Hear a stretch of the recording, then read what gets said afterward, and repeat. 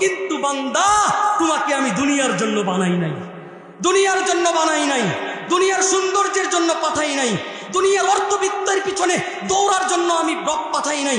তুমি রব বান্দাকে পাঠিয়েছিলাম আমি রবের কুদরতি পায়ে সেজদা করার জন্য, আমি রবকে ডাকার জন্য, আমি আল্লাহকে স্মরণ করার জন্য, আমি রবের হুকুম বাস্তবায়ন করার জন্য, আমি রবের দেখানো পথ অনুযায়ী চলার জন্য, নবীর হাদিস মেনে চলার জন্য।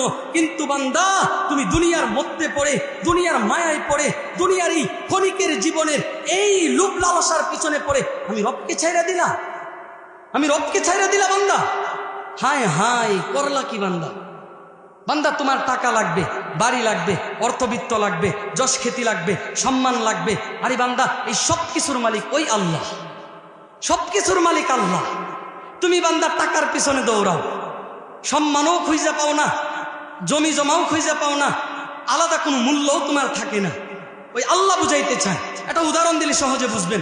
একজন ব্যক্তি ডাল চায়, ফল চায়, পাতা চায়, ইত্যাদি ইত্যাদি চায়। এর পাশাপাশি আরেকজন মানুষ ডালও চায় না, ফলও চায় না, পাতাও চায় না, সরাসরি গাছটা চায়, সরাসরি গাছটা চায়।